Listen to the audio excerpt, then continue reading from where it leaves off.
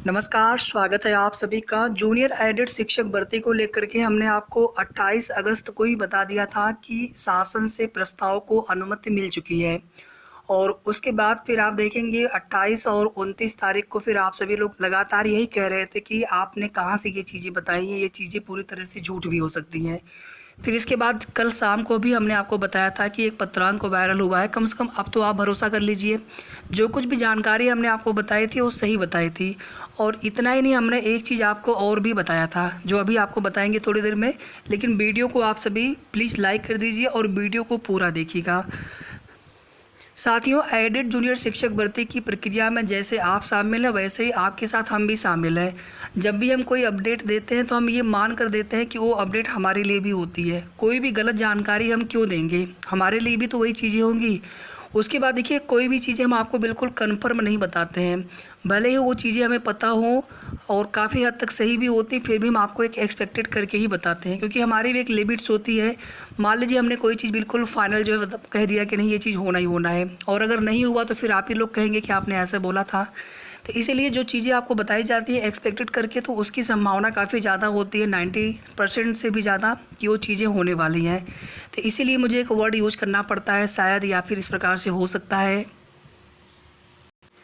और पहले आप देखेंगे भर्ती को लेकर के हमने कभी ऐसा नहीं बोला था कि भर्ती जो है अप्रैल में पूरी होगी, मई में पूरी होगी।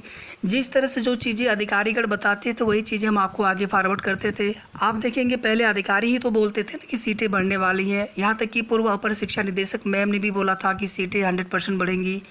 और इतना ही नहीं, फिर आप देखेंगे निदेशक सर ने एक बार बोला था, एक लाइन बोली थी कि 15 दिन में आप सभी की प्रक्रिया शुरू होने जा रही है, जबकि वहाँ पर तो समिति बना करके प्रत्यावेदनों की जांच होनी थी। तो जो चीज़ें वहाँ से बताई गई वही चीज़ें हमने आपको बताई थी, हमने अपने मन से आपको कभी कुछ नहीं बताया। बाकी हमारे अपने स्तर से जो भी प्रयास हो सकता है, जो भी सही जानकारी होती है, हमारी पूरी कोशिश होती है कि आप सभी को समय समय पर देते रहें।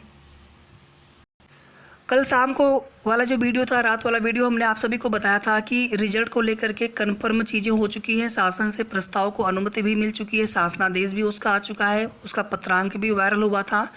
तो फाइनली आप तभी भी भरोसा, कुछ लोग भरोसा नहीं कर रहे थे, तो अब आप देख लीजिए न्यूज़पेपर में भी वो चीज़ें आ गई हैं। कल सुबह न्यूज़पेपर में अगर नहीं आया था तो हमने आपसे कहा भी था कि आवश्यक नहीं होता है कि न्यूज़पेपर में हमेशा जानकारी सही हो, वो भी तो कोशिश करते होंगे कि उन्हें जानकारी कुछ मिले अधिकारियों के माध्यम से। और जब तक अधिकारी नहीं बताएंगे किसी को कोई जानकारी, तब तक किसी को पता नहीं चल पाएगा। और कल हमारे देखिए पीएनपी पर बहुत सारे भाइयों ने काफ़ी मेहनत भी की और देर शाम तक डटे रहे वहीं पर कि जब तक आप संशोधित रिजल्ट नहीं देंगे तब तक हम लोग यहाँ से नहीं हटेंगे। उन सभी भाइयों का भी बहुत बहुत धन्यवाद है। जैसा कि आप सभी यहाँ पर देख सकते हैं, शिक्षक भर्ती के संशोधित रिजल्ट को हरी झंडी। शिक्षक भर्ती के संशोधित रिजल्ट का रास्ता साफ। परीक्षा नियामक प्राधिकारी को शासन से मिली अनुमति। शासन ने अनुमति दे दी है परीक्षा नियामक प्राधिकारी को रिजल्ट जारी करने की, यानी पुराना परिणाम जो निरस्तीकरण का प्रस्ताव भेजा गया था, शासन ने उसको अनुमति दे दी है और साथ ही साथ नया परिणाम घोषित करने की भी जो है अनुमति दे दी है। पिछले महीने से ही प्रस्ताव भेजा गया था, तभी से जो है शासन से अनुमति का इंतजार किया जा रहा था। और एक चीज़ यहाँ पर देखेंगे आप,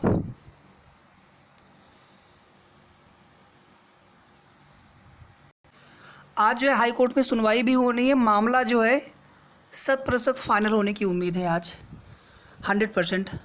बस उसमें कोई और दिक्कत ना आए, याची पक्ष संतुष्ट हो, और मामला अगर आज निस्तारित हो गया तो समझ लीजिए कि फिर उसके बाद फिर कोई दिक्कत नहीं, फिर रिजल्ट भी आ जाएगा 2-3 दिन में, यानी इसी वीक में। और साथ ही साथ शासनादेश भी आ सकता है, और ये भी हो सकता है कि ये सप्ताह छोड़ दीजिए आप, अगले सप्ताह में नेक्स्ट वीक में मंडे तक 100% जो है रिजल्ट भी, और उसी के साथ साथ जो है शासनादेश शेड्यूल का भी आ जाए। मतलब पूरी जो आगे की प्रोसेस हो रही है उसकी प्रक्रिया भी शुरू हो जाए तुरंत रिजल्ट आते ही, यानी पूरा शेड्यूल हम सभी के बीच में हो सकता है। तो आज हाई कोर्ट में बस सब कुछ सही रहे, यही हम लोग प्रार्थना करते हैं। आज कोई भी दिक्कत ना हो, आज कोई नेक्स्ट डेट न मिले, आज जो है मामला फाइनल हो जाए, क्योंकि अगर आज मामला फाइनल नहीं हुआ तो रिजल्ट आने के बाद भी प्रक्रिया हम सभी की लटकी रह जाएगी। तो मामला फाइनल होना बहुत ज़्यादा आवश्यक है, क्योंकि जब तक मामला फाइनल होगा नहीं, क्योंकि जो एक इंटरिम रिलीफ मिली हुई है याची पक्ष को कि जब तक ये याची की जो एप्लीकेशन है निस्तारित नहीं हो जाते हैं, कोर्ट से मामला निस्तारित नहीं हो जाता है, तब तक कहीं न कहीं जो है नियुक्ति की प्रक्रिया नहीं की जा सकती है। बाकी एक और पहले की प्रक्रिया की तो जा सकती है, लेकिन सरकार जो है कोई भी या विभाग कोई भी प्रोसेस नहीं करेंगे जब तक कि मामला कोर्ट से फाइनल नहीं हो जाता है। और यहाँ पर देखेंगे तो परीक्षा नामक प्राधिकारिक कार्यालय के सूत्रों की माने तो एनआईसी के सहयोग से 4 से 5 दिन में संशोधित परिणाम जारी हो जाएगा।